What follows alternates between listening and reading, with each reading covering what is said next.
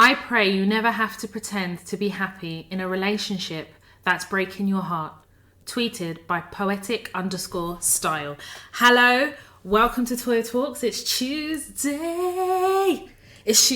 So it's a brand new episode.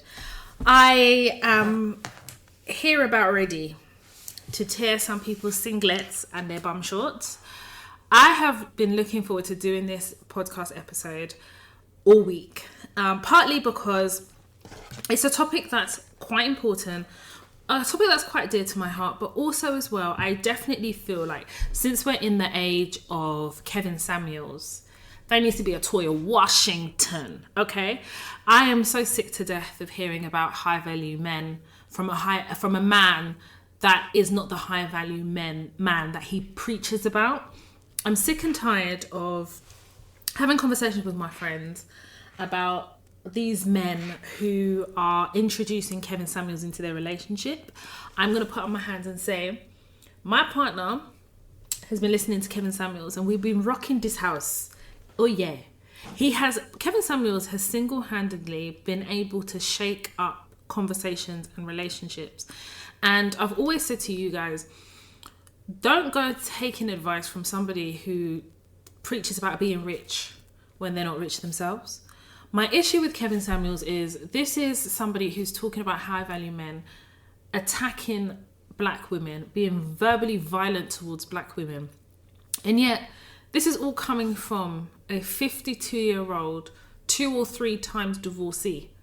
And in my mind, I'm just kind of thinking, are you preaching from the pulpit of a previous high-value man? Because when I look at Kevin Samuels, when I've researched about him, I've done the reading around and watched videos, there is nothing about him that emanates, exudes, or exhibits high value to me.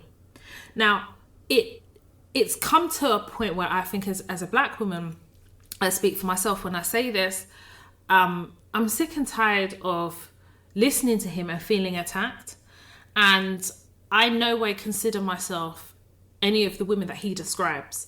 But yet at the same time, women still subscribe, call in and engage with him. And it did make me think about what is the reason? Why are women engaging with him? And I had to be the first person to put my hands up and say, when I first heard about Kevin Samuels, it was sound bites. And I listened to a podcast episode that he did with Joe Budden. And he said it, he was like, a lot of people dislike me, dislike what I say because they're basing it on sound bites, but they've never actually listened to me. So I took that as a point and I thought, you know what? I always educate myself on what I don't understand, don't know, or need more information about. And I felt like I was judging him based on sound bites. So I wanted to educate myself. So I listened to the YouTube videos, watched the YouTube videos. I listened to various conversations on Clubhouse. I did a bit of research on Kevin Samuels, and my conclusion remains the same. He's a misogynistic, verbally violent, arrogant, pompous, disrespectful black man. There are things he says that have merit, and merit is very different to saying there are things that he says and he's right. I think he has merit. I think that there are black women who are delusional.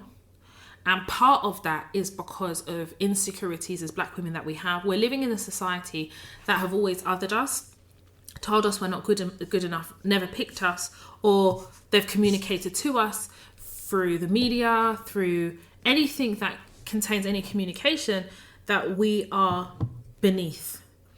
And then you listen to a black man who, I'm not necessarily sitting there saying that he should advocate for us. That's not what I'm saying. But even if you're delivering your message, let's deliver it in a respectful way. There is no point telling a woman, can you keep the camera not too close to your face because your face is fat? You don't have to talk to people like that to communicate a message. And I feel like his defensiveness is aggressive. He's always on the attack. And I always feel like he is trying to put black women in their place.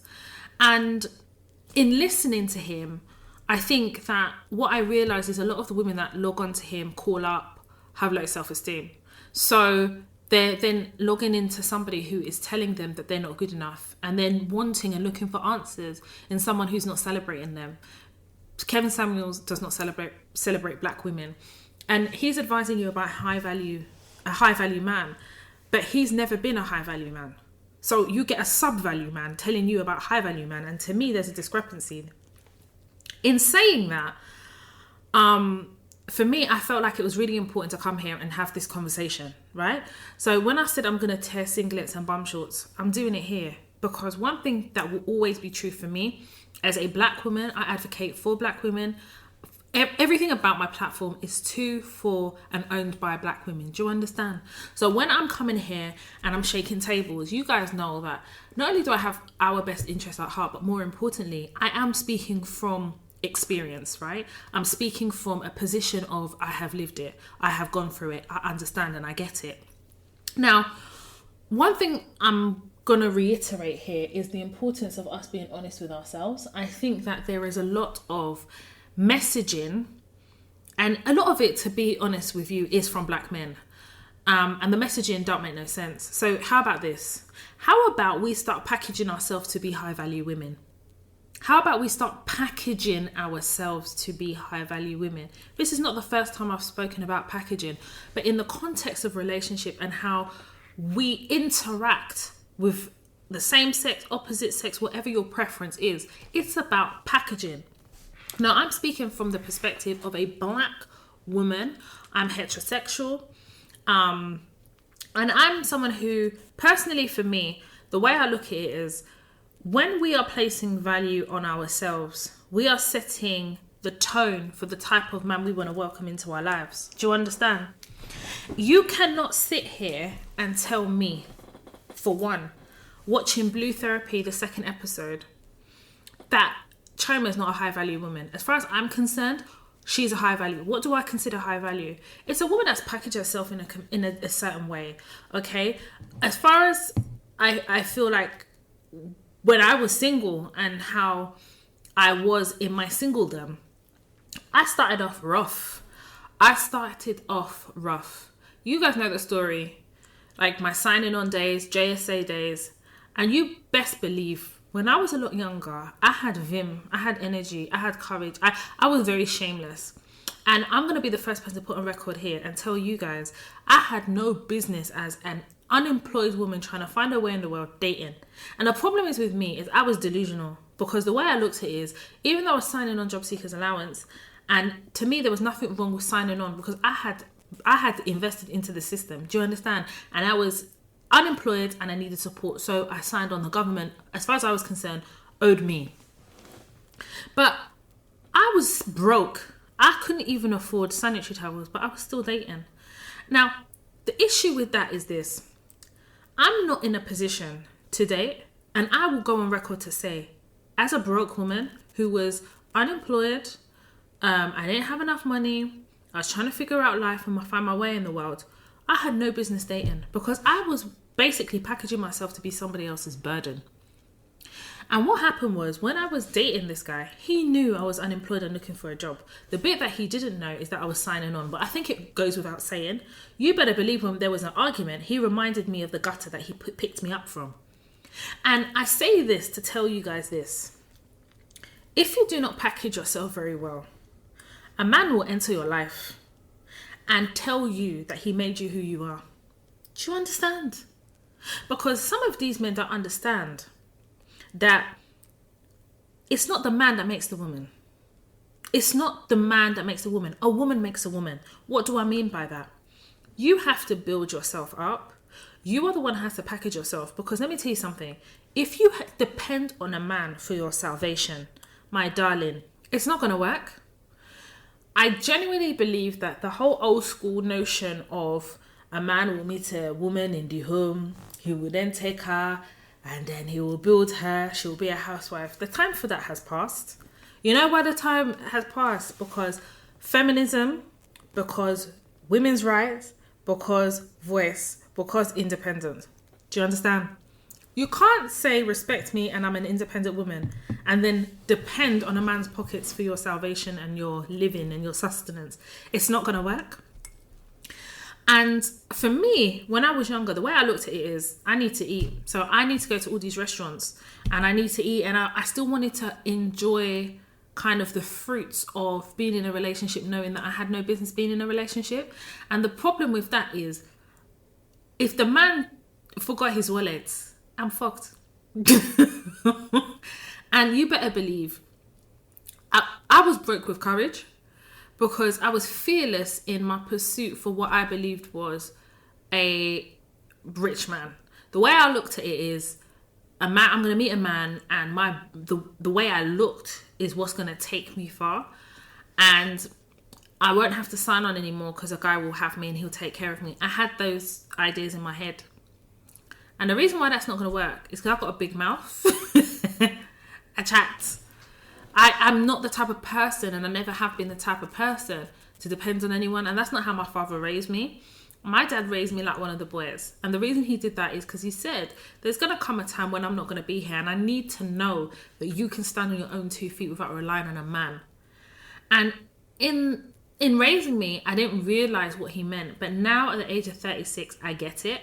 Because, my dad did pass away, and I'm so grateful to have had my dad in my life, to be raised with my dad, and to have a strong father figure. Because what that did is it set a precedent. It was like, it definitely set in motion the expectation of a man for me. My father was not perfect by no stretch of the imagination. But when it came to raising me and living by example, I definitely will say that that's what he was for me. And he was a great role model. So it was incompatible that I could just be that woman waiting to meet that rich guy. And what happens is, if you are that woman who's waiting for this rich guy, you are allowing a guy to determine your value. At the point in which you rely on a man to determine your value, he can also determine how you depreciate in value too. Do you hear me? Do you hear me? Blue Therapy, 2nd episode. I'm not going to sit here and lie to you. I'm going to tell you the conversation I had with one of my friends, because I'm so disappointed in Choma. And I'm going to tell you the reason why. She's allowing a man that Kevin Samuels will probably consider high value, who is Paul, who has no value. In fact, I'll put it to you that he is leeching off her popularity to build his so-called portfolio that nobody's ever seen. When a man is sitting there saying, I made you who you are, you've got to take stock of the fact that this man doesn't place any value on you. The value he places on you is what he thinks he has invested in you. He sees Choma as an investment. When a man sees you as an investment, what happens to investment? You have to cash in. It was so sad to kind of hear Choma say that he's kind of sapping away at her confidence, because I'm sure when she met him, she was confident. And I think the bit that kind of troubled me, and the conversation I had with my friend, is there was this emphasis on, I've spent 3 years. And I said to my friend, 3 years is not a long time. And my friend said, no, 3 years is a long time. I said, well, it is a long time when you keep sowing and you haven't reaped from that relationship. Because the effort it takes to sow in does take a long time. But if you're sowing and reaping, both of you are sowing and reaping, 3 years goes really quick. But the problem, and this is my opinion, right, is that Choma has been sowing into this relationship. And I think that she dated potential. Let's talk about it. She saw, I think, at the beginning, the potential. And a lot of women, as far as I'm concerned, go wrong when you date for potential. When you see a man and you consider him potential, what you've already accepted is that you are going to be the construction worker who's going to put the cement in and build that man. Are you a builder? Are you a construction worker? Builder. Every day building. These men don't want to build us, but we're happy to cape. We're happy to protect. We're happy to be these super women for these men because we see potential. I'm going to be honest with you. My dating life, I don't date potential because there can potentially be a flop, and I'm not willing to take that risk. For me, I needed ready-made. Now, follow me here when I say this to you. There is no problem dating potential if he too is dating you and sees potential too. But the reality is, for some reason, as black women, we feel that we have to compromise our standards to accommodate for the potential that this man could be. We're taking a risk. Because I don't think as black women we factor that they may not be able to reach that potential for any which reason. Why do we feel as black women that we are the antidote for these black men? But what happens is when you see the potential in this black man and you invest in this black man, when it's taken everything from you, self-confidence, energy, years and time, he will then go and find a white woman to go marry. You heard me say it. You heard me say it. People are going to come here and say it's not a black and white thing. Well, for the purpose of this podcast, this is for black women, to black women, about black women. We are navigating the world of work. We are investing in our futures. We are literally trying to find a way to attain success in the world of work. We're making those sacrifices. And then our personal life is in tatters. And I was that woman. I was that woman who my career was leaps and bounds. I was doing what I needed to do, but I was coming home to myself. And I'm not going to lie to you, it was lonely. It was damn well lonely. And you know why it was lonely? Because I kept hiding behind my career as a justification, as an excuse not to date. Number one, because I didn't trust myself dating. Number two, I didn't know how to date. And number three, I was one of those people that felt like my value was determined on my career. Because the way our parents raise us, especially from African backgrounds and Caribbean backgrounds as well, is that education is everything, right?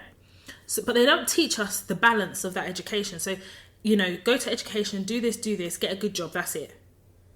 They don't tell us what we need to do in terms of dating and how we date. They don't tell us how to navigate the dating world or what we're looking for.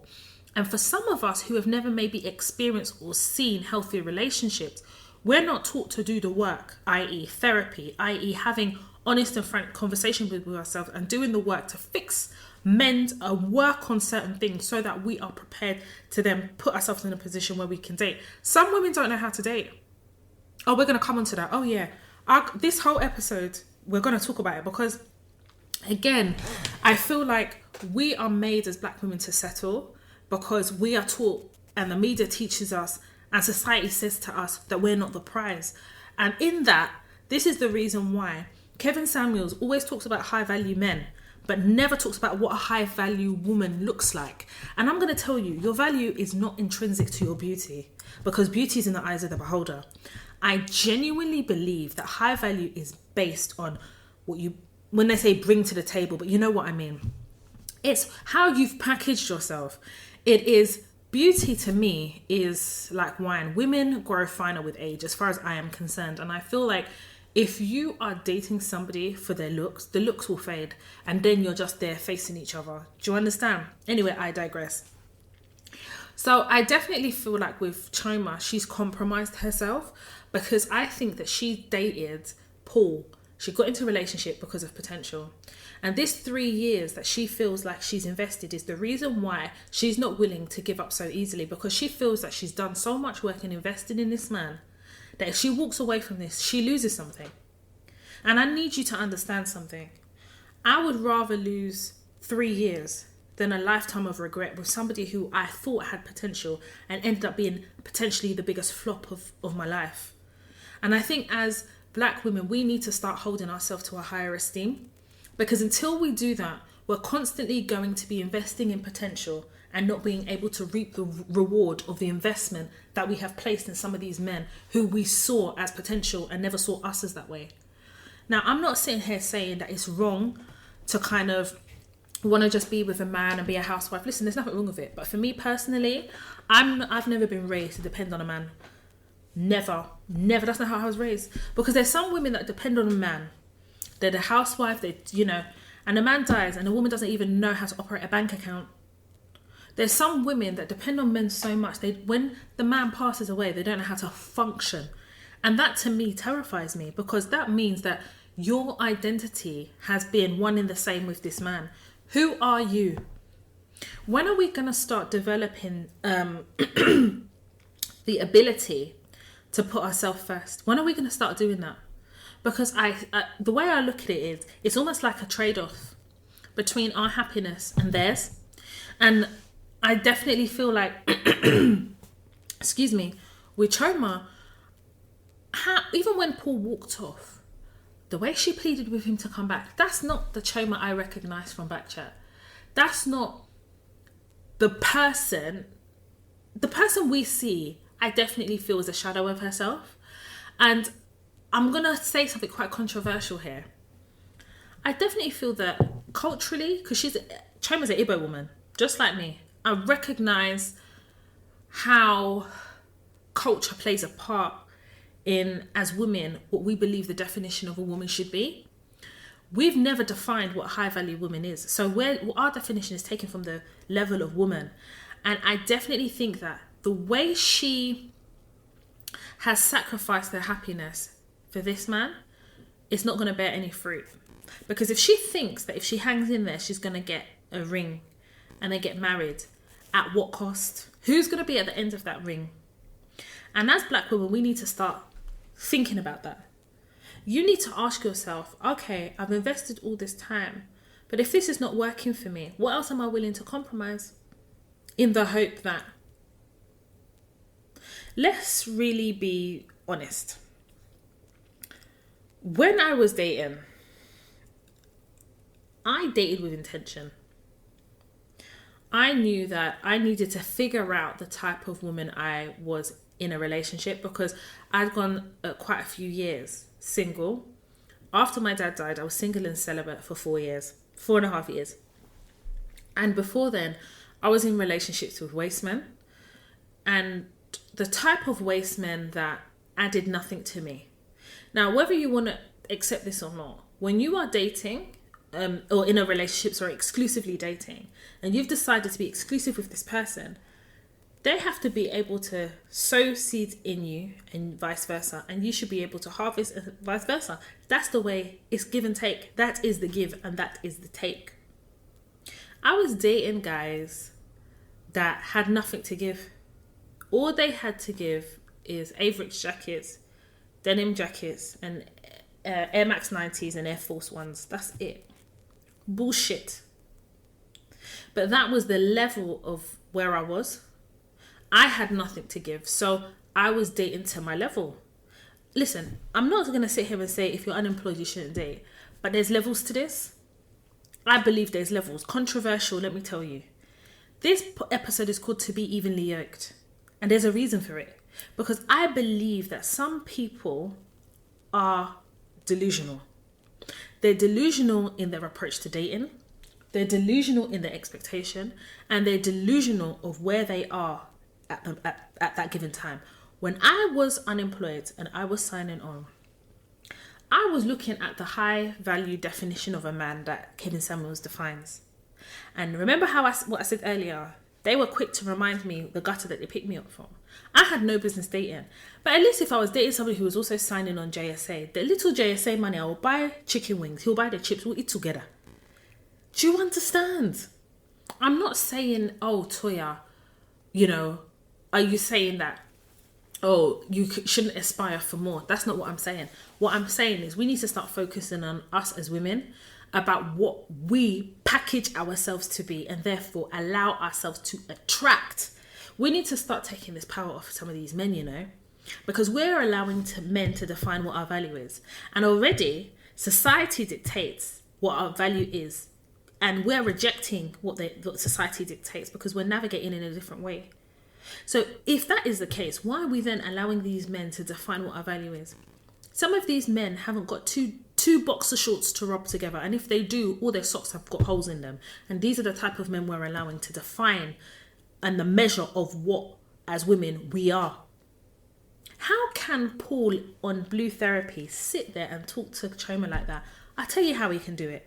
Because she didn't package herself properly for this man. She packaged herself in such a way that was dependent on him realizing his potential. And my thing is this. I don't know about some of you lot. Maybe you lot are dating potential. I need ready-made. I'm not ready to do the cheese and pasta. I need ready-made pasta, mac and cheese. That's what I need. I need it ready-made. I'm not ready to go and buy the ingredients. I'm not doing that. And I'll tell you the reason why. I've worked hard to package myself to where I am now. I have my own business. I'm well educated, great job, not bad looking, give myself a nice, healthy 10 out of 10. I'm joking. But you know what I'm trying to say. So why should I have to date down to accommodate men who have not done the work to package themselves to meet me where I am? Why? Why? I'm not a registered charity. So why is it that as black women we're always on charity missions? All the time charity. And I think part of it is laced in the fact that we think we're running out of time.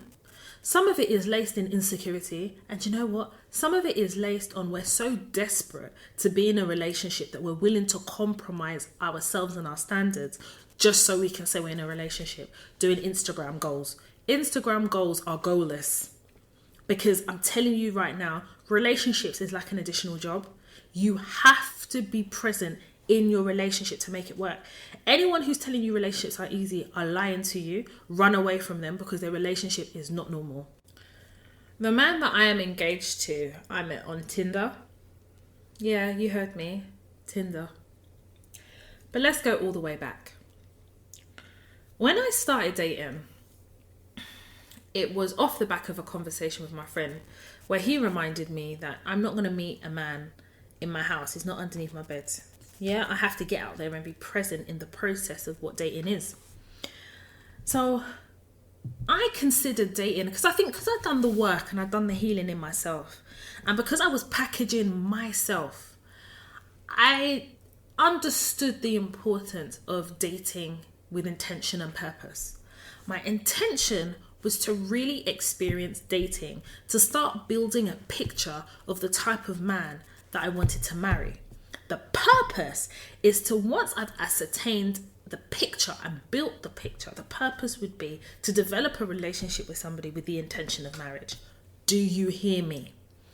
I dated outside my comfort zone deliberately to have that experience, because what I didn't want to happen is when I eventually meet this person, then all the things that I didn't get to do, i.e. dating maybe out of my race, dating different people from different walks of life, that I would then feel like I missed out on something. One thing is with me, and I'm going to make it really, really clear, I am only attracted to black men. That is my type. And we need to get comfortable with saying what our type is. I already knew what my type was already. I love tall, dark skin, goatee, black men. That is my type.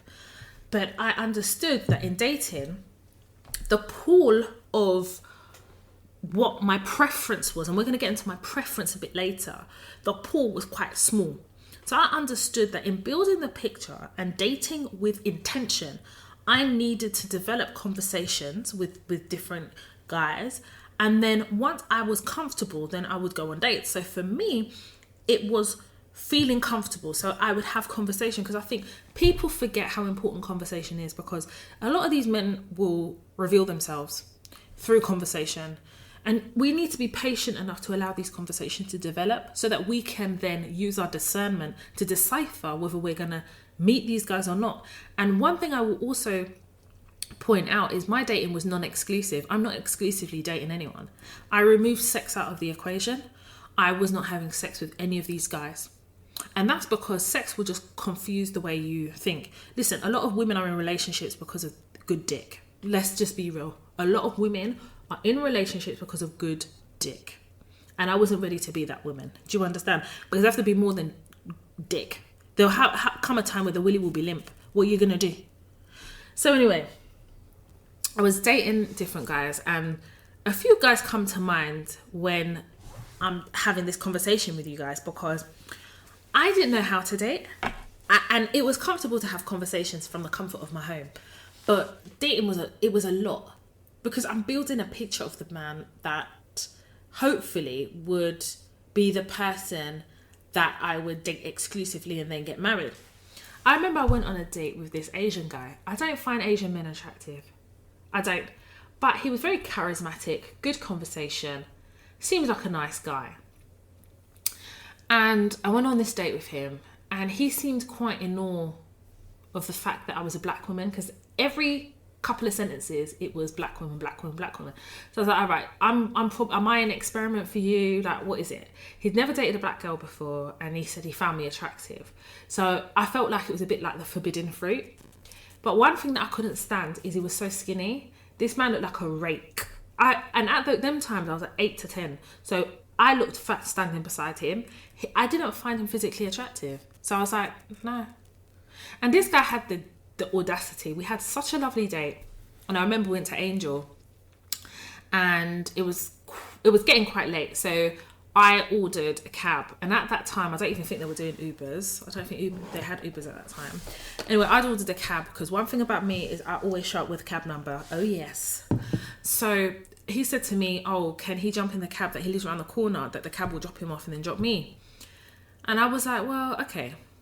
So as the cab dropped him off, he goes, do I want to come in for a tea or coffee? So we all know what that means. I was like, no, I do not. The outcome of that day allowed me to know that, number one, I can tick off or cross off Asian men. I'm not interested in Asian men. But what I liked about his character is he knew how to have good conversation. So that would be important in building the picture of the man that I would exclusively date. Need good conversation. I will never forget a date I had with this black guy. This black guy was tall. I've never seen a guy as tall as this guy. This guy was really, really tall. How are you, 35, as tall as you are, catching the bus? The way he will bend down to get in that bus, I was just looking at him. Like, we need to want more for ourselves here, darling. Maybe you can't afford a car, cool. But my man couldn't even drive. And in my head, I was like, how does this work? Anyway, long story short, even though I was dating with intention, I still weaponized my career, right? I was doing really, really good in my career. I was working. I just coming to the end of Goldman Sachs. Like, I was near enough ready to leave. I was making good money. And more importantly, I was very confident. I was very sure of myself. And a lot of that was rooted in the fact that I had done the work, right? So dating was a testament of the work that I had done. And I'll never forget the guy that I was dating at the time. And I was dating several guys, but this particular guy, he messaged me, and I'll never forget, he said that he has a hospital appointment and is really worried he's got no one to go with him. And I felt like I should go with him. I didn't really know him. We'd not been on a date before. But I thought, you know what? I don't mind going. And I know that sounds bloody random, but that was it, right? I was free in dating. So for me, maybe, the first date in a hospital appointment isn't the best first date. But I'm going to get to know him, and I'm going to get to see kind of what makes him tick, because for him to tell me that, clearly he's a bit worried. Now, he said that the reason he had a hospital appointment because he had hypertension, because he's overweight. Okay. Long story short, we decided that we would go to Nando's. Now, I know it's not Novikov or Sexy Fish, but as far as I'm concerned, Nando's sold food and I was hungry. We get to Nando's, and you guys know how Nando's operates. You have to go and line up. They'll give you... They usually give you the thing in it and tell you where your seat's going to be. And then you have to then go back in the queue and order your food and give them your table number. So as they took us, they gave us the thing. We went to the table. I get up thinking he's going to get up. Do you think this guy got up? No. As I got up, he said, oh, can I have peri chips and lemon and lime chicken? I looked at him. In my head, I was like, yes, I'm definitely the lemon and lime. Fucking idiot. You can't even have spicy chicken to make yourself look a bit more, you're having lemon and lime. And it's me, the lemon and lime fool, that's going to go and pay for this food. I paid for the food. I went to the hospital with him and paid for the food. And you know what? I look back and I'm glad that happened to me. Do you know why? Because I wasn't packaging myself accordingly. I was packaging myself according to the lemon and lime chicken that he ordered on the menu. Yes, I'm the one that got up. I should have sat there with him, no matter how hungry. I should have swallowed saliva and sat there. I paid for the food. I didn't say a word. I was fucking fuming. This man had the audacity on the train to try and lean in to kiss me. The way I swerved this guy. Like, what is this nonsense? First of all, you don't know how to take me on a proper date. We're going to Nando's. Okay, no problem. Let's go and eat chicken. You have the cheek to order lemon and lime, and it's me, the fool, that paid for it. And now you think that you've earned the right to do what? You must be mad. And I think what really annoyed me about this guy was, for me, I knew I was building the picture of the guy I wanted to be with, and I wanted covering. I know when people say, oh, you can't say you want a man's man because it's not politically correct. I don't give a fuck. was politically correct or not. At the end of the day, a man's man to me is a man that can stand up and be counted. Listen, you can have a willy attached to you. Willy doesn't make a man. I want a man to be a covering. I'm not looking for what people would describe as a traditional man. What is a traditional man? I just want an actual man. I want to feel protected. I want to feel covering. I want to feel like I am the neck, he is the head. And when I say he is the head, understand that the neck moves the head. Do you understand? I know my power as a woman. I know my strength as a woman. I know what I bring, quote unquote, to the table. And this one was not bringing anything to the table other than his bad breath and his fork and knife for his lemon and lime chicken. But going through this dating process, meeting these guys, I was building a picture of the man I wanted to be with. Are we going to talk about a date that was the biggest disaster? This is when my dad was actually still alive.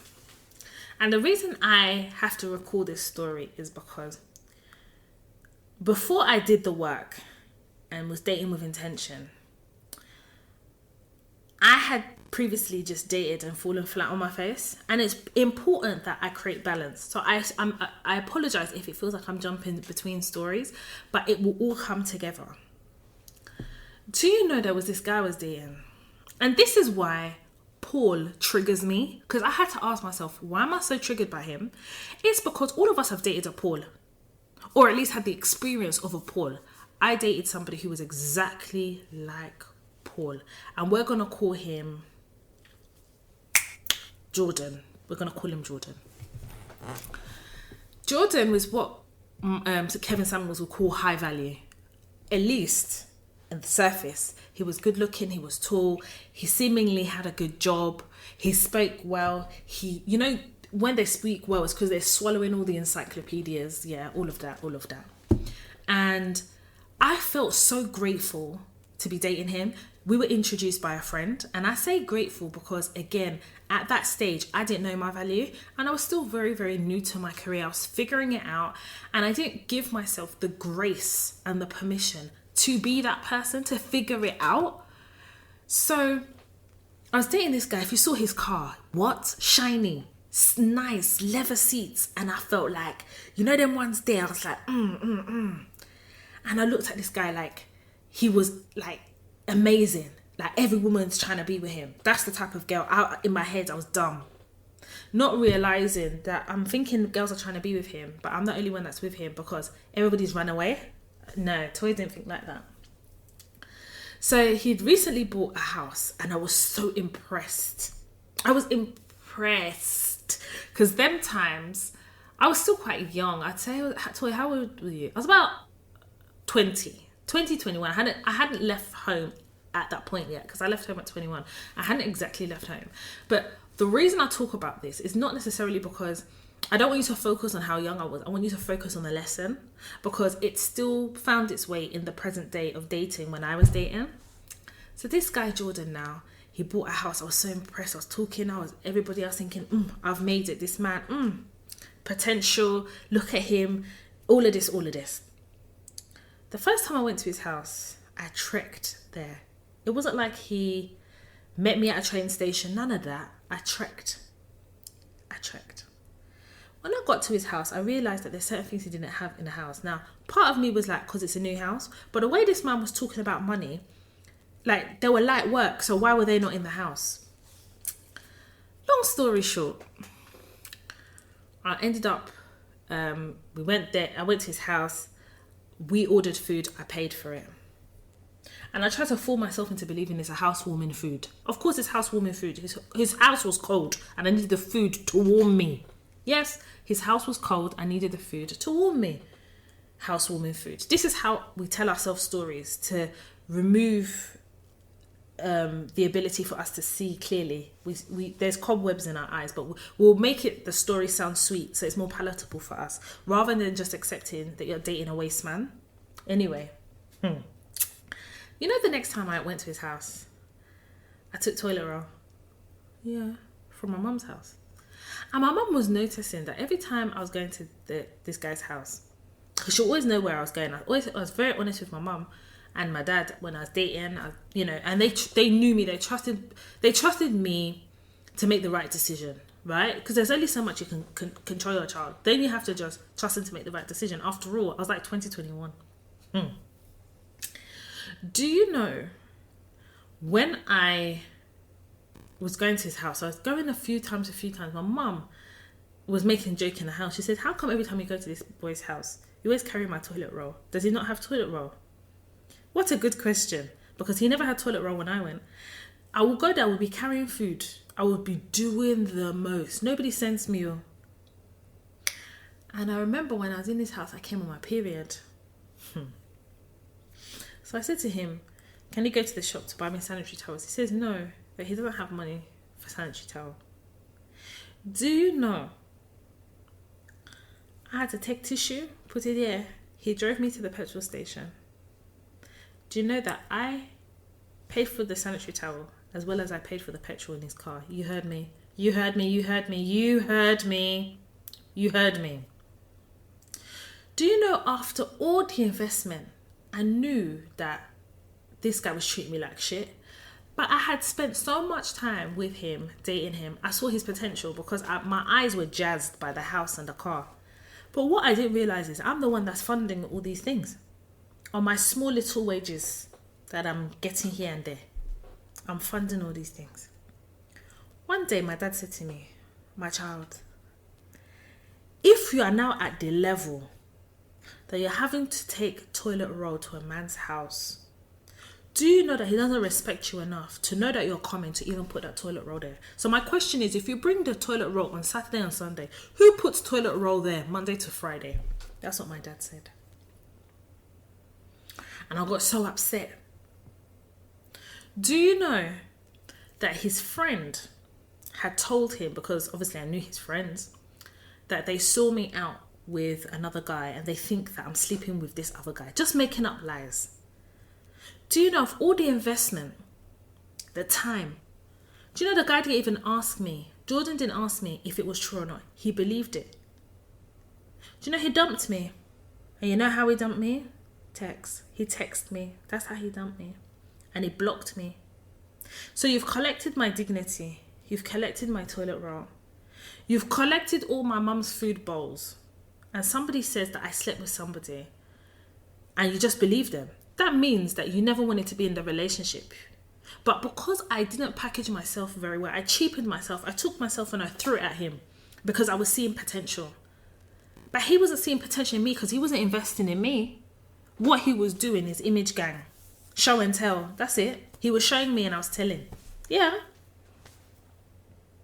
I had a very flawed view. And yes, one can attribute age. But I think what is important here is understanding that potential, is a problem. Because you allow the word potential to be a covering over bullshit. Do you understand? Oh, I'm going to take this shit today because he's got the potential. But when do we start holding men accountable for the potential that they're showing and not allowing us to breathe? This potential that is causing all types of problem. You're potentially a health hazard at this point. Let's now fast forward to dating. I dated guys that, to be honest, I had no business dating, but I'm really glad I did. Because in dating these people, I was able to identify the type of man that I wanted to be with. Imagine meeting somebody off Tinder. You're dating this guy. Everything is going well. It's not just potential that you're seeing now. Potential to one side. This guy seemingly is living a good life. He's got a good job. All of that. But things are not adding up. We were going to restaurants. He was doing what he needed to be done because I'm so sorry. You can't ask me on a date and expect me to pay. I'm not fucking paying. Do you understand? I'm not fucking paying. If you invite me on a date, you pay. And if you don't want to pay, let's wash dishes. Start packaging yourself properly. All these women that are still complaining of 50-50, it's because your packaging is wrong. You package yourself in the right way. You attract the right man. No real man is going to sit there and tell you that you had chicken wings, you ordered salt and pepper, you have to pay for it. What type of rubbish? But it was happening to me all the time during my previous dating because my packaging was off. When I did the work and I invested in understanding the dating process and dating with intention, I'm not gonna lie to you, I dated duds, but there was a progress from how I used to date to where I was dating now. This guy that I was dating was living such a false life. He went to a car dealership. He told me he bought his car. So why are you talking about refinancing the car? That one didn't make sense. And some things weren't adding up. You're making all this money, all of this, but you're in a flat share with 4 other people. Now, if you're making money the way you're saying you're making money, surely you should have that money to buy your own house. Guys and girls, boys and girls, ladies and gentlemen, this is what I'm saying. You know, when you date with clean hands and clean mind, God will fight for you, you know. The truth will have to come out. I kept telling him, there's something about you that my spirit doesn't sit well with. Yeah. I said it to him, something inside my spirit is not settling with you and I don't know what it is. I will never forget this day, driving down the A406. He goes, I need to tell you something. I said, what? He said, I'm married. I said, Jesus is Lord Almighty God. Sorry? He said, yeah, I'm married, but we're separated. I'm not even going to lie. I'm not going to lie to you. If it wasn't because we're A406, I was ready to die on the line. I said, what is this? I was ready to step out on the motorway. I was ready to... Listen, if we were stuck in traffic, I would have walked out that car. I couldn't... If you imagine you're dating all these guys, but there's this one date that is going well. Do you understand? He's the guy that you're dating. You're dating other people, but this is the one that you like. So you think, okay, we're heading down a possible exclusive route, not knowing that I'm exclusively stupid to myself. I'm stupid. And I'll tell you why I was stupid. The signs were there. I just wasn't discerning. So in as much as I was dating and I was getting to know myself, I was also realizing that I had blind spots. And this is why I say to you, non-exclusive, non-sexual dating is important. You have to go through the process because you're getting to know yourself whilst you're dating. What type of person am I in the dating world? You don't know. You don't know what certain people and personalities bring out certain personality traits within you until you go through the process. It is often a tiresome and laborious process, but believe me, if it's the journey you have to take to find somebody who you're evenly yoked with, then it should be a path that you're willing to walk down and allow it to be a journey. Remember, I said walk and not run. Do you know, when he pulled up in a car park, because he was dropping me off to my house, he said to me that even though he's married, they're separated. I said to him, you need to tell the truth. He said they're separated because she accused him of marrying her for papers. I said, do you have papers? He said, no. I said, so what, you married her for paper? He said, yeah, but the problem is I've got to stay married to her for a certain amount of time so I can apply for my indefinite leave to remain. So I said, that means that you married her for papers. That's what that means. Do you know that I was recalling when he was asking me how many bedrooms my flat was? Because obviously he's planning for the future. He too is seeing potential in me, the potential to take undue advantage. And God said, no, it's not possible. The truth was choking him. The guy confessed.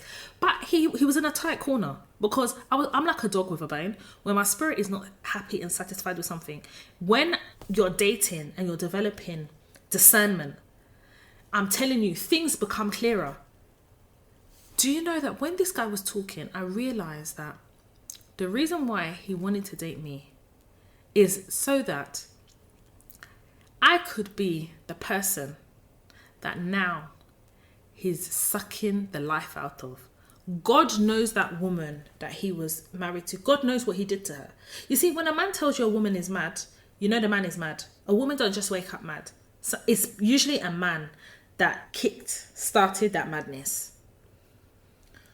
Long story short, I got rid of him swiftly. Do you know what swiftly is? Swift. I blocked him. I felt very heavy and very disappointed, and partly because I'd invested time.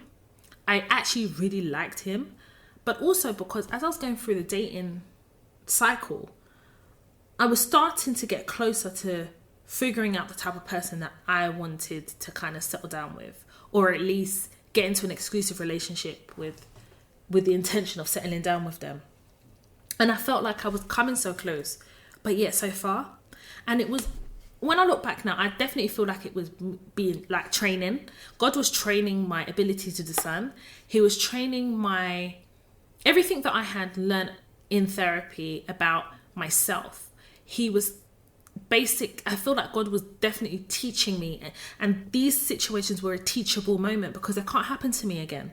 But equally, there were traits about this guy that I did like. Take away the fact of, I say take away the fact that he was married but separated, all of this. The trait that I actually liked about him was culture was very important.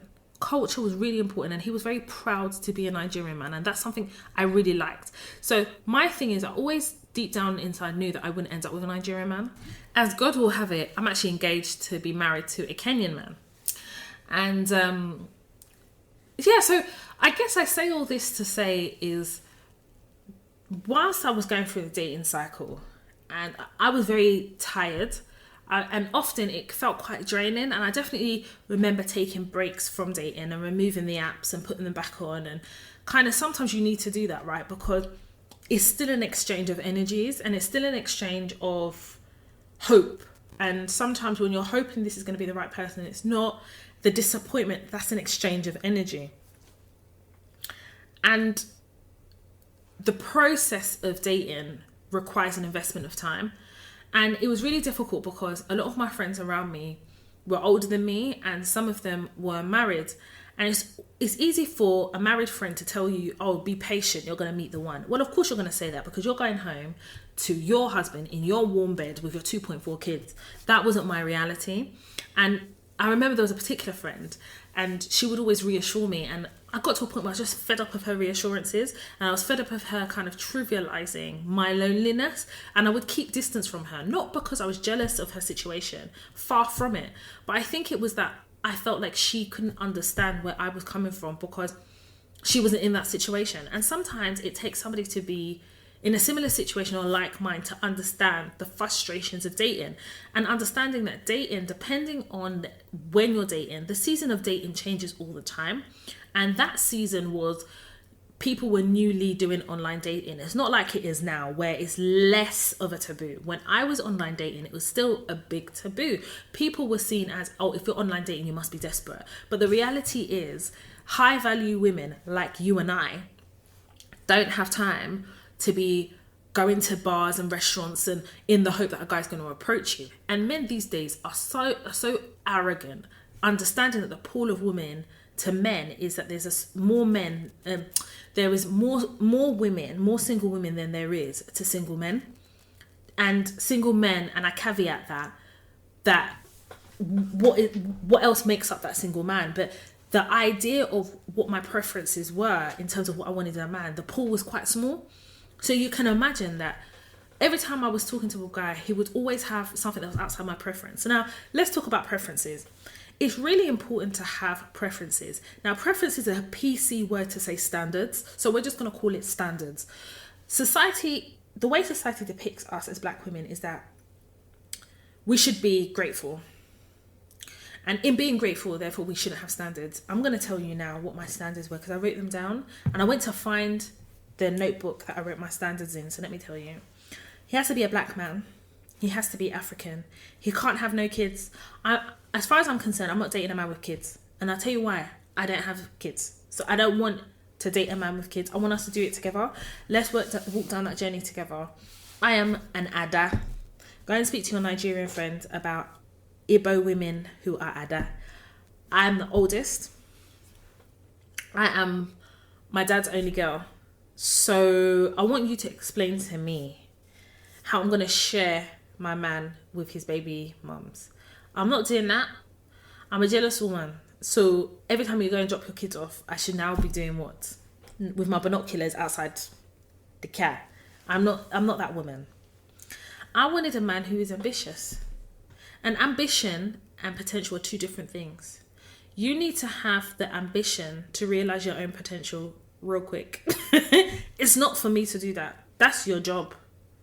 My job is to add in the same way your job is to add. What do I mean by that? You're not the finished article. Whether you want to accept it or not, you're not finished. And I always believe that the man that I'd end up with, who is K, is that he'll have characteristics that I don't have and vice versa. And we would then be a nice complement of each other. I wanted somebody who I could look up to. So it's really important that the person was older than me and had some life experience, because I wanted to learn from them. That was really important to me. Partly because of the dynamic of my parents' relationship and the fact that my dad really was my mum's covering and my mum really was the neck.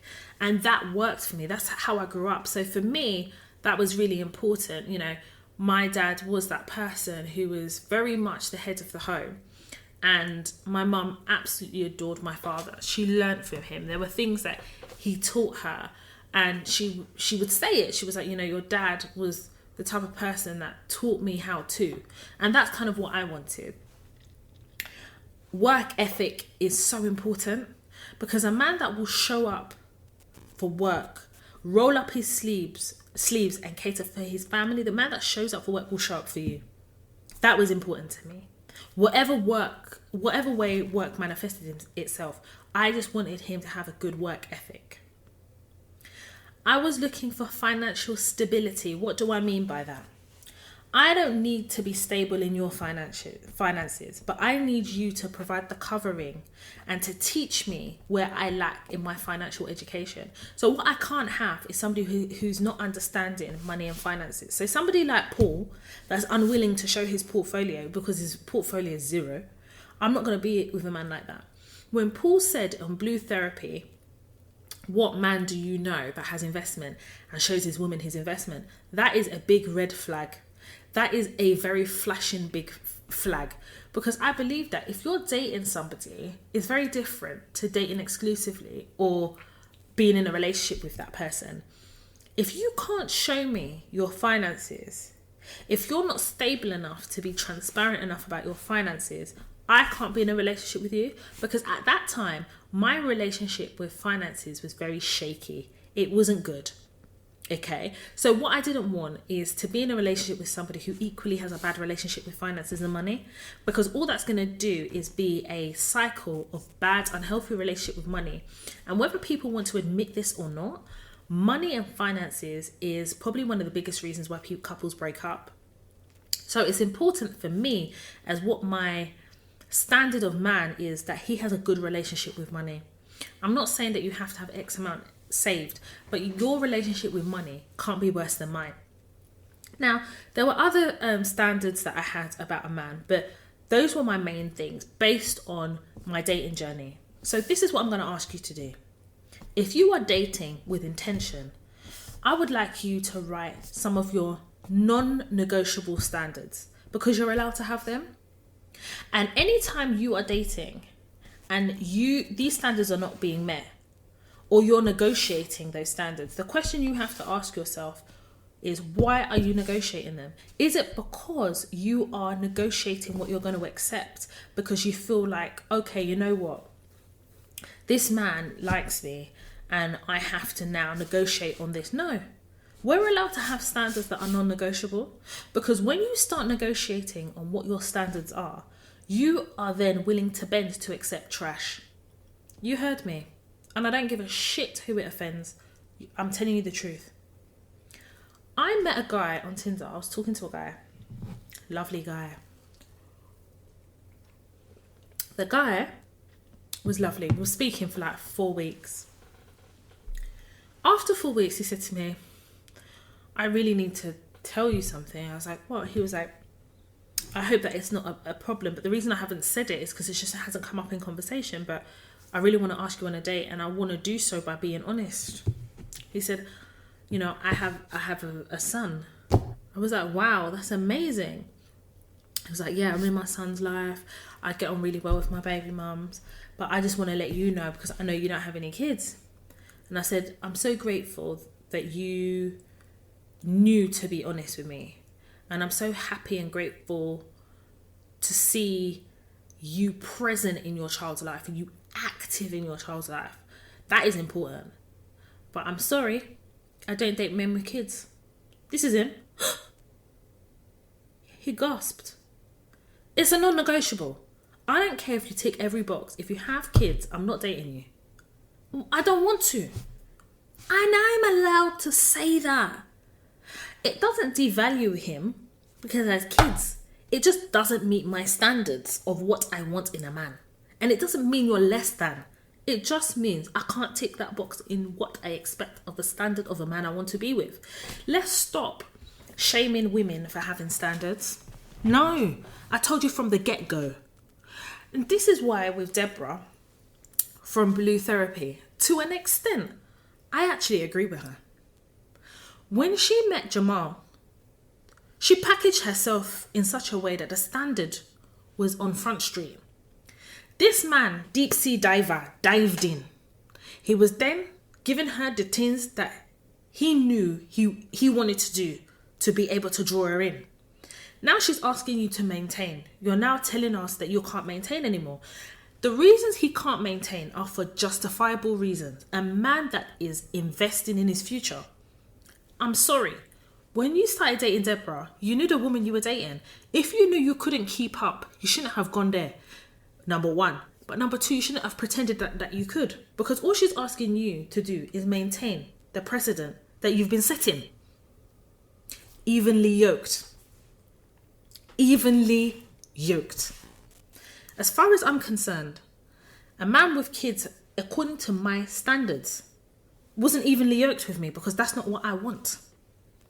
Let us be shameless in what our standards are. And I'll tell you the reason why. If Kevin Samuels is to be believed, he's telling us what high value men want and what they do not want. But we as women are quite willing to compromise our standards where a high value man wouldn't. So why is it left to us to compromise and dumb down what our standards are? Is it because we're scared? Time's running out. Is it desperation?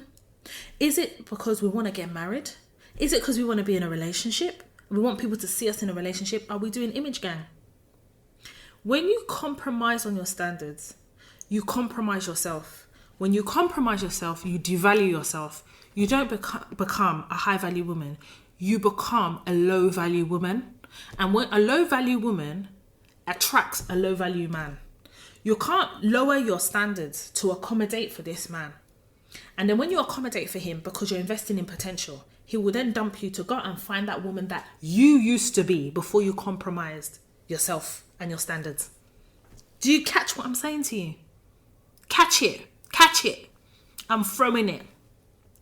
Kevin Samuels can't stand there on public stages verbally violating women and think that I'm not going to come on here and tell us as black women what my opinions are about what that value actually means.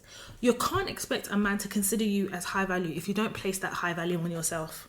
The work starts with you. Now, the issue that I have with somebody like Deborah is this.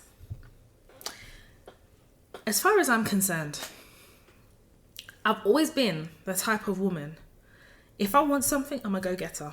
I don't depend on a man. And I'll tell you the reason why. Because if that man was to go tomorrow, does that mean that everything he has given goes with him? No. Kay will tell you, my fiance will tell you, when he met me, I had standards. If I wanted designer this thing, I will save up, I'll go and get my designer, whatever. Because you have to also realise something. I genuinely believe when you start apportioning, okay, you need to do this, and you put it on a man's head, you know stress can kill a man. You know stress can kill a man. People don't realise when you're getting ready to put everything on him, boom, what do you think is going to happen? Men are human beings too. I'm not saying men shouldn't treat their women. Follow me here. You've got to understand something. If I said to Kay today, Kay, I've seen this Louis Vuitton bag, can you buy it for me? He's buying it for me. Shall I tell you why? Because he knows I could do it for myself. He knows I don't depend on him to have this Louis Vuitton bag. He knows I can very well do it. And because he knows that if I want this thing, he can give it to me. But in his mind, he knows that I'm not taking this thing or asking for this thing because I'm depending on that for my happiness. He knows very well I could roll up my sleeves, go and do it myself. I'm a high value woman because I can stand on my own. I don't need a man to exist. I don't need a man to put a roof over my head. I don't need a man to buy me nice things. A man is a covering. Kate is my covering. In this relationship, we've decided to walk down the aisle and before God exchange vows. But believe me, the road there started off with how I packaged myself. I tell you and I kid you not. When me and Kate was in an exclusive relationship, we decided to be exclusive. I remember a few months into the relationship, we went to go and get something to eat. And because I was still having to get used to and adjust to the fact that I'm in a relationship with a guy, I'm the type of person I just pay. I know how to look after myself. I had that I don't need a man energy. I paid for the dinner. Kay looked so uncomfortable. When we walked out of the restaurant, he goes, don't do that again. I said, what do you mean? He goes, I took you out. I asked you out. So if I asked you out, I could very well pay the bill. I don't need you to show me that you could do that. I know you could do that, but you didn't ask me out. I asked you. There was a level of deconditioning I had to do because I'd spent several years fending for myself since the age of 21. So I didn't know how to, and this is why I said it's so important you go through the dating journey. Because when I was going on these dates, I used to do the same thing until I got to a point where I was paying for lemon and lime chicken. I said, no, this is the end. This is the end. Packaging. There's a way that you will package yourself. A guy will know, okay, this is high value. I remember I was on Clubhouse and there was this young lady and she said that when she goes on a date with a guy, she gets offended when the guy pays for her, that she can pay for herself. I'm really sorry to say this, yeah? You get offended because he wants to pay for you. Cool. So then the guy in the Clubhouse asked her the question. So what is the man for? Because it's okay, he's not just there to pay for things, right? But what do you want out of a relationship? She said, I'm looking for a man that's 50-50. If I do the washing up, then I expect him, for example, to do the cleaning, etc., etc. Maybe that works for her. But the type of men that she said that she liked are not the type of men that are going to be doing that. Sorry.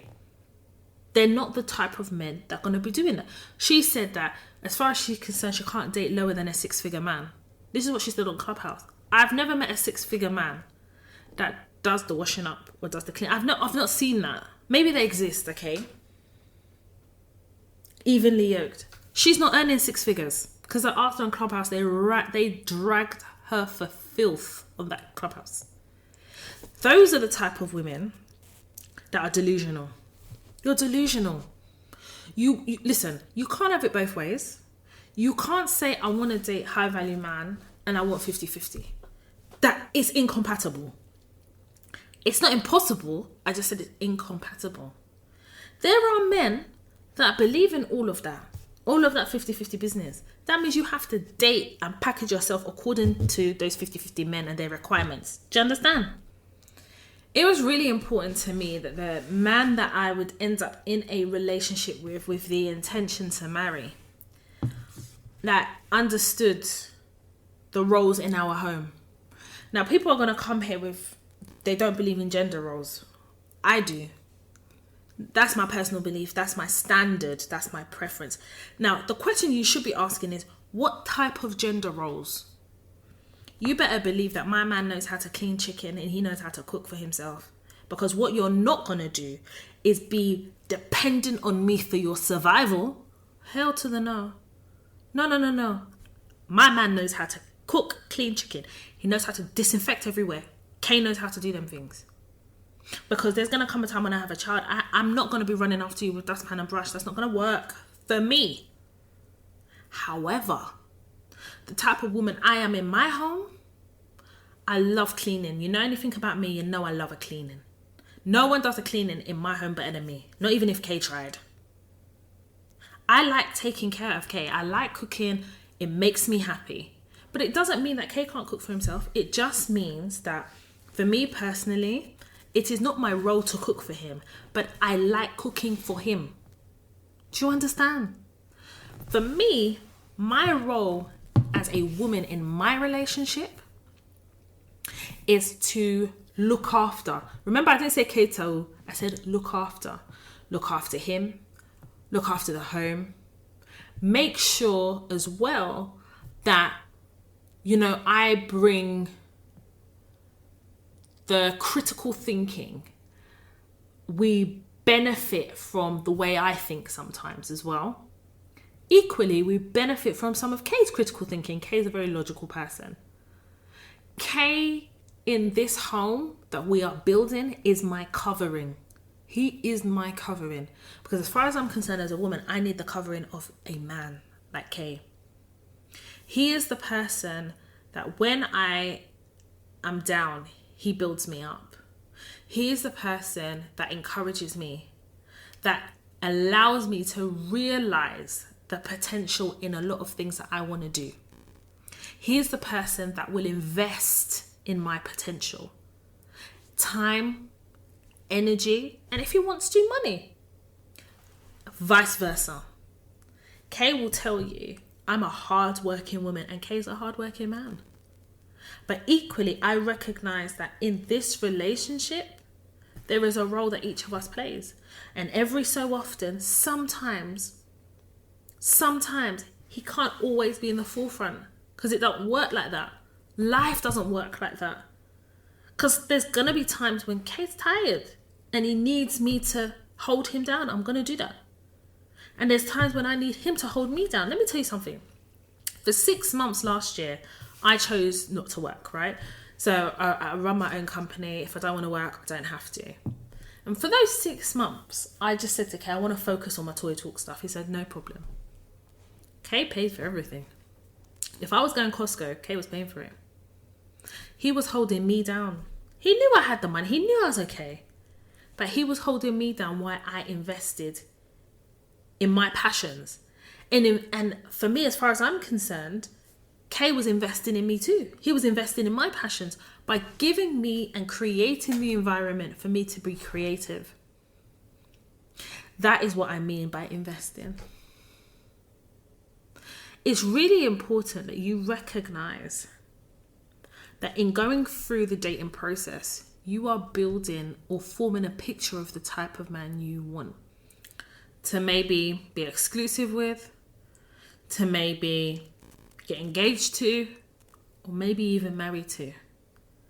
But can you see, of everything I've showed you here and demonstrated through the examples, to be evenly yoked is so imperative.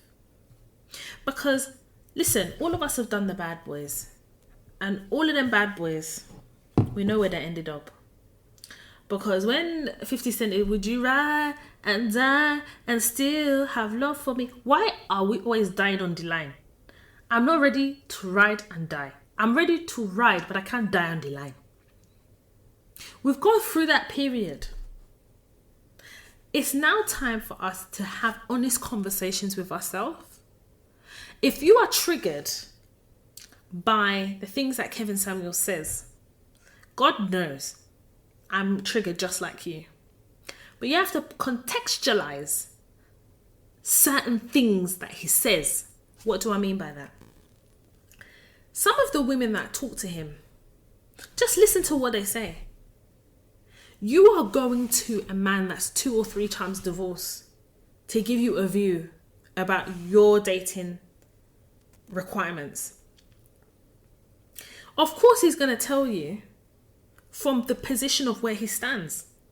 Of course, a lot of these women have low self-esteem, and you're looking for esteem from a man that will tell you about high value, and he has none.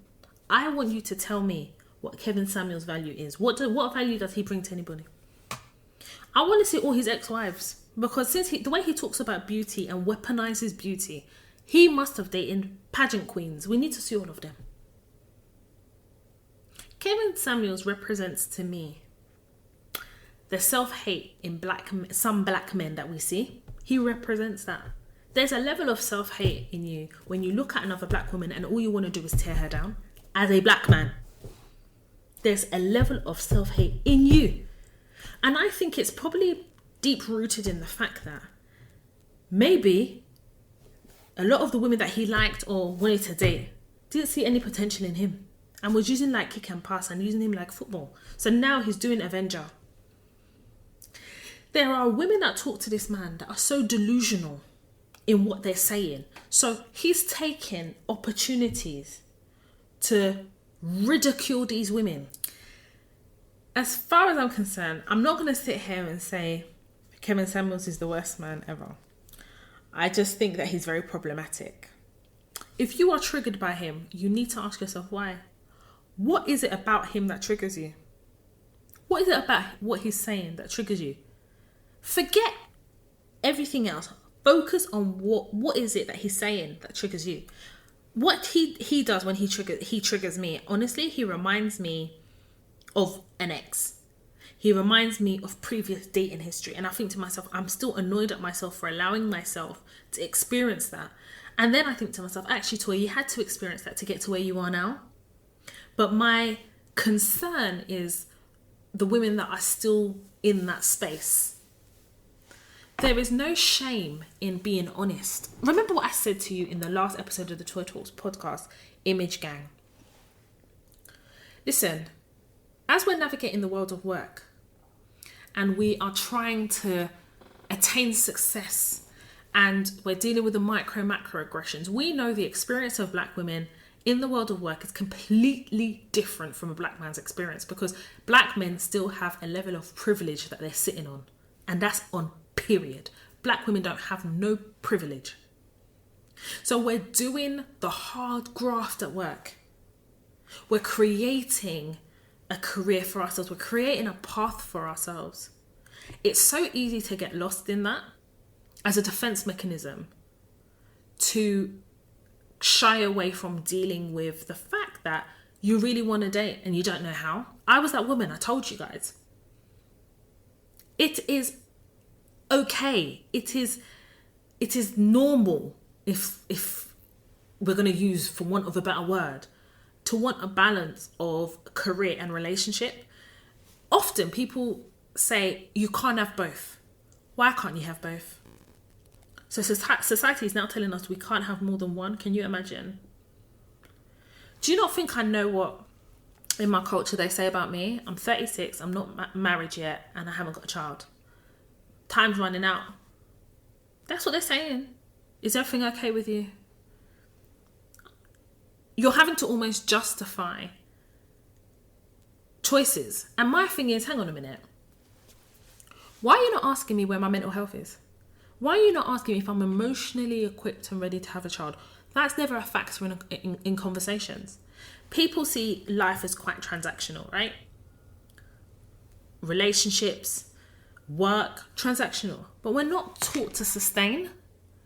The only way you're going to be able to sustain relationships, sustain the dating journey, is if you do the work on yourself. And part of doing that work is sometimes accepting that you're lonely and you want to be able to come home to somebody. You're lonely and you want to be able to talk about work. You're lonely and you want to be able to have a work-life balance. You don't have that at the moment because you sacrifice everything for work. I had to be honest with myself. I hid behind my career successes so that I avoided having to do dating and relationships, because I'd failed so miserably earlier on in my early 20s dating. I was scarred from dating fucking waste men, finding out that they're not who they say they are, or finding out that, they have cheated on me or treated me in a way that was so degrading.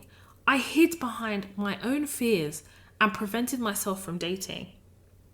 On top of all of that, as I'm attaining success in my career, as I'm navigating the world of work, as I'm trying to figure out who I am and my place in the world, I lose one of the most important people to me, which is my father. The world didn't make sense anymore. I was angry. I had to work on myself. I had to do the healing. And I had to be very honest about what I wanted. There is no shame to say that you want to be in a relationship. There is no shame. People will make you feel shame by using the words like desperate. You know that word desperate is violent. It's violent when you use it as a weapon to explain why a woman wants something, why a black woman wants something. Oh, you must be desperate.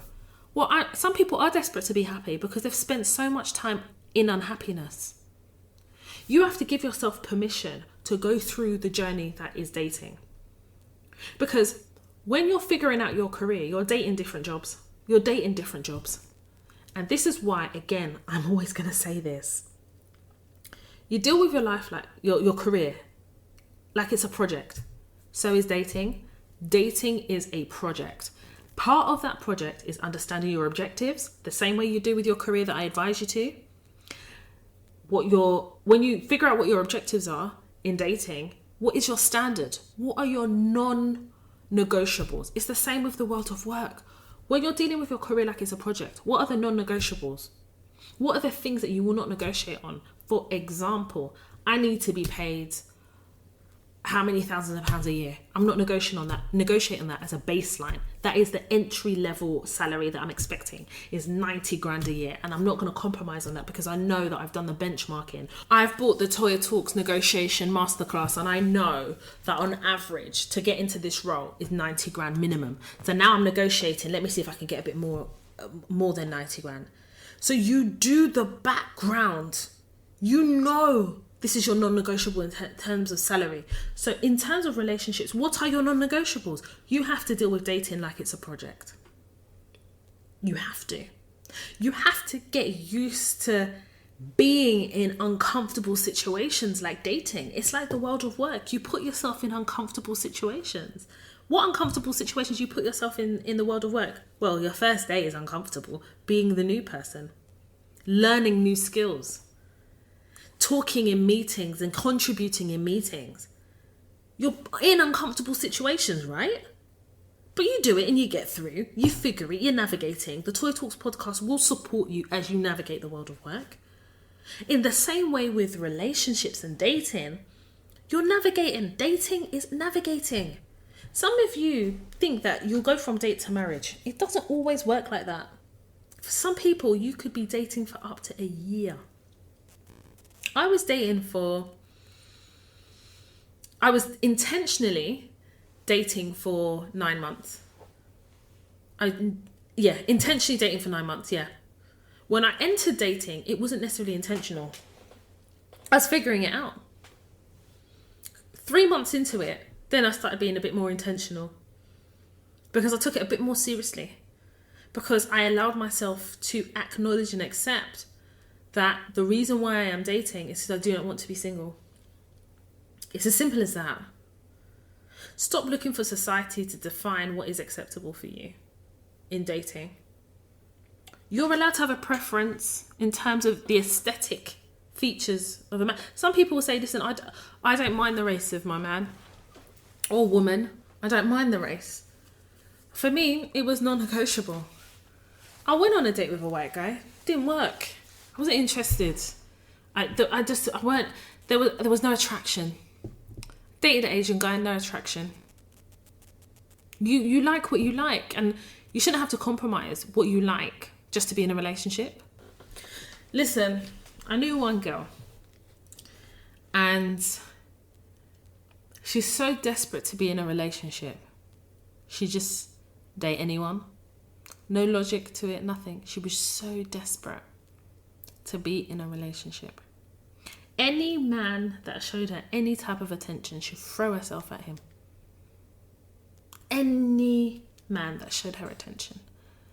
And I couldn't work out why she was so desperate to be in a relationship until I realised that for her, she felt like she wasn't good enough. So she was always looking for that anchor in a guy. So a guy only had to show her attention for her to just throw herself. And now she's dating this guy. And he's no good. He's no good for her whatsoever. He's just using her. That one is so obvious. The things she says, you just know. But as a friend, I've stepped back. I've just stepped all the way back. Because sometimes people need to go through that and they need to figure it out for themselves.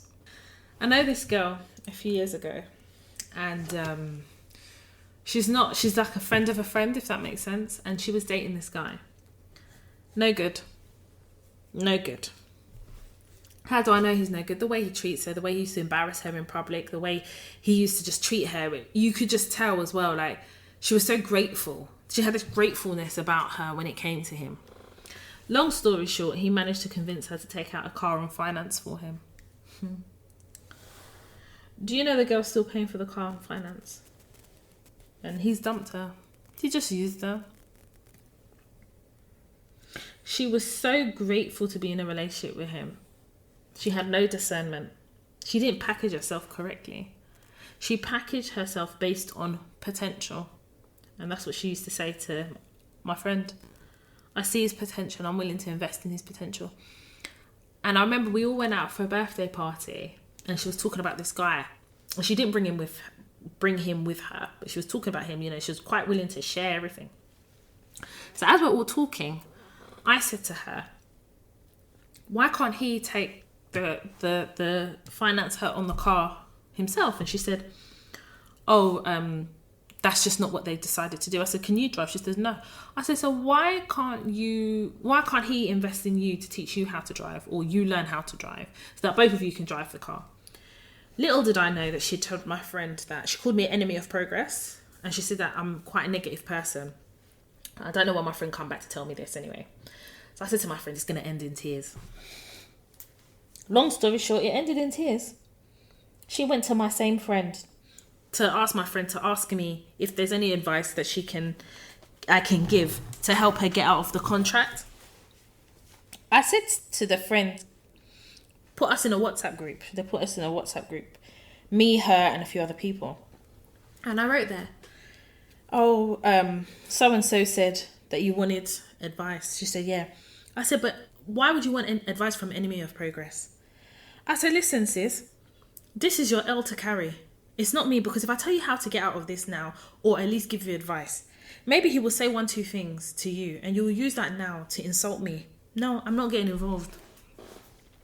I'm not getting involved. I said, after all, you can't get out of this. You signed it. You paid the deposit. You did it all. You did it with your own free will. The reason why now you want to act is because you know he's carrying other babes in his car that you pay for. Ladies and gentlemen, was it not 2-3 weeks ago I was in Tottenham? Who did I hear telling me, hey sis, wasn't it not the same guy? In the same Range Rover. Come on, ladies. Come on. Listen, at the end of the day, I tell you guys all the time, if you don't deal with your career like it's a project, you'll take a scattergun approach to your career. It's the same with dating. If you don't take a pragmatic view of dating, if you don't deal with it like it's a project, you're just going to be meeting waste men. You're just going to be going through the motions rather than using dating for what it's for. It's for fact finding, to build a picture of the person you want to be exclusive with the intention to marry. That's what dating is. They say you have to kiss a lot of frogs. You don't have to kiss all of them. People don't understand you can catch STDs from kissing. I'm joking. Actually, I'm not. But you know what I mean. So I thought it was really important I come in on here and talk about being evenly yoked, because I just feel as black women, we work too hard to then just come and throw it away because we're not being honest with ourselves about how we're approaching dating. And I definitely have, been honest about my experiences in dating, but more importantly, how I used work and career to hide the fact that I did want to date. I just didn't know how. That I did feel lonely, that I didn't want to keep coming home to myself. And actually, in order to meet the person, I did have to leave my house, because he wasn't coming to the house. He wasn't under the bed. People used to say to me, oh, you're waiting for the second coming of Jesus Christ. That's what my friends used to mock me, because I had this picture perfect idea of what a man was, when in reality, when I actually was dating, there's no perfect man. That doesn't exist. But you find somebody who you're compatible with enough to work and grow together. And the operative word is together. It's important that we recognize as black women some of the negative connotations that are spewed out by people like Kevin Samuels, But what I think is important is for us to shine our eyes and be intentional and to be unapologetic about our intention in terms of dating. Yeah, there are things you compromise on in relationships, but it's about healthy compromises. But you shouldn't have to be doing the compromising in the dating stage. That's some bullshit. Listen, if something or someone is too good to be true, it's usually the case. No one is perfect. I'm not perfect. I tell you guys all the time. I am a dirty, wretched sinner. I'm not perfect, and I don't aspire to be perfect. I aspire to be the best version of myself. We can't navigate the world of work successfully and at the same time not use some of those strategies that I've taught through the Toy Talks podcast in our dating life. I always say to you guys, the Toy Talks podcast aids, guides, teaches black women how to navigate the world of work safely and life too. Because work is not our lives. It's just a part of us, right? But I don't want anyone to think, right, if you ace work, you'll ace relationships. It's two different things. But there's strategies that are transferable. And it's important that we put that into perspective. To Be Evenly Yoked is the title of this podcast episode. And I really, really hope that this episode speaks to someone. And if it speaks to all of you, fantastic. And I'd love to hear from you. I want to hear what you have to say. I want to read some of your dilemmas. Like, I've been open and I have been free with you guys and kind of giving you some snippets of kind of my dating life and kind of the things that have built me in my relationship and built my expectations in my relationship. So I really, really hope that this speaks to you guys. Thank you so much for listening. If you've listened this far, then you guys are real MVP. You're appreciated. I see you. If you have any work-related dilemmas, or if you have any dilemmas that actually relate to this episode, please email hello@toytalks.com. I also want to reiterate the fact that we have the masterclasses. We have the CV masterclass, which is a bloody 10 out of 10, if you ask me. We've got the interview skills masterclass, 10 out of 10, top tier.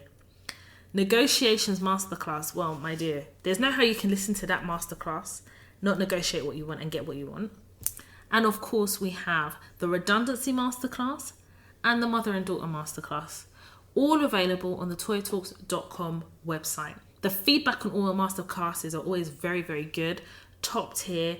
We're definitely yielding many, many results. And I'm so proud to have been able to create masterclasses for you guys to use and utilize time and time again. If you are listening on Apple Podcasts, can you rate and review the podcast? Because that really, really helps me. I read all the reviews as well, and I appreciate all you guys who have left reviews. Much appreciated. If you want to follow me on social media, I have my personal Instagram page, which is Toya_Washington. The Toya Talks Instagram page is Toya_Talks. If you want to follow me on Twitter, the hashtag is Toya Talks Podcast or Toya Talks.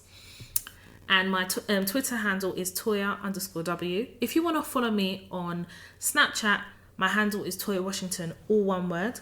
Clubhouse, Toya Washington, all one word. We have also a Clubhouse room called Toya Talks. So we'll be hosting a room very, very soon. So make sure you look out on my social media for that announcement as well, because I host rooms now and again on Clubhouse. Also as well, like I said, if you want to email me your work-related dilemmas, or if it's specifically about this episode, email me at hello@toytalks.com. I'm going to draw this episode to a close, and I'm going to see you next week, Tuesday, for another brand new episode of the Toy Talks podcast. Thank you for listening. Thank you for supporting. More importantly, thank you for showing up.